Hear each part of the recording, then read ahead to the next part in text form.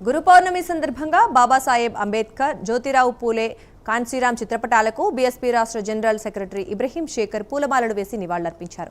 వారు నేర్పిన బాటలో ప్రతి ఒక్కరూ పయనించాలని ఇబ్రహీం శేఖర్ కోరారు. తెలంగాణ రాష్ట్రం ఏర్పడ్డ నాటి నుంచి పేద విద్యార్థులకు బీఆర్ఎస్ ప్రభుత్వం గానీ ప్రస్తుత కాంగ్రెస్ ప్రభుత్వం గానీ చేసింది ఏమీ లేదని ఆరోపించారు.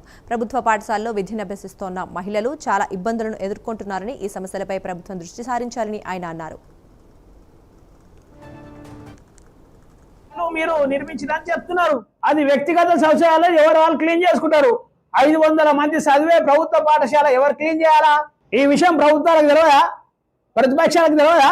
ఈ రోజు టిఆర్ఎస్ పార్టీని కాంగ్రెస్ పార్టీ ఏమని విమర్శిస్తుంది? పథకాలకు డబ్బులు లేకుండా చేస్తుంది అంటుంది. టిఆర్ఎస్ పార్టీ అన్ని పథకాలకు డబ్బులు లక్షల కోట్లు ఇచ్చింది. మరి ఈ గవర్నమెంట్ స్కూళ్ళకి ఎవరు ఇవ్వాలి పైసలు? ఎవరు ఇవ్వాలి? చదువు సంగతి పక్కకు పెడితే, క్వాలిటీ ఆఫ్ ఎడ్యుకేషన్ విషయం పక్కకు పెడితే మాన ప్రాణాలు లేని పరిస్థితి ఉందండి. తెలంగాణ రాష్ట్రంలో ప్రతి గ్రామంలో పేదల డబ్బులు లేనందుకు మీరు అధికారం తీసుకొచ్చినందుకు కిడ్నీలు చంపుకొని బతకాలా?